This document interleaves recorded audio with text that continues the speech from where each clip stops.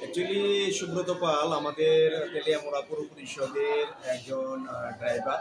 প্রতিনিয়ত সে এরকম আমাদের যে ময়লা আবর্জনা ফেলার জন্য যে আমরা গাড়িগুলি আছে তার মধ্যে একটি গাড়ির সে ড্রাইভ করে এবং সেই কাজে নিয়োজিত। হঠাৎ করে শুনতে পেলাম যে তার শরীর অসুস্থ এবং অসুস্থ হওয়াতে বাড়িতে নিয়ে গেছে। বাড়িতে যাওয়ার পর তার অসুস্থতাটা আর একটু বেড়ে গেছে এবং তাকে হসপিটালে আনা হয়েছে। হসপিটালে আনার পর যিনি ডাক্তার ছিলেন উনি বলেছেন যে সুব্রত পাল আর বেঁচে। ডক্টর তো বললো যে ব্রড ডেট আনা হয়েছে। ব্রড ডেট আনা হয়েছে, ব্রড ডেট আনা হয়েছে বা কি সেটা ডাক্তার বলতে পারবেন।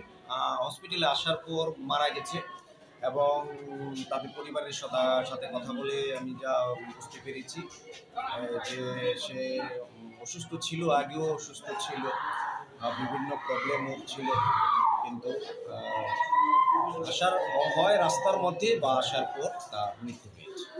সেই জন্য দেখতে তাকে আমি এখানে এসেছি, যেহেতু সে আমার পৌর পরিষদের একজন কর্মী। আপনার পরিবারে কে কে কে আছে? পরিবারে তো আছে, মা আছে, বাবা আছে, প্লাস একজন ছোট ভাই আছে, আত্মীয় পরিজন সবাই আছে। বাড়ি কোথায়? বাড়ি শান্তিনগর 7 নং ওয়ার্ডে, এবং 7 নং ওয়ার্ডের কাউন্সিলর হিসেবেও আমার একটা কর্তব্য যে তাকে দেখতে আসে, যেহেতু আমার ওয়ার্ডের মধ্যে।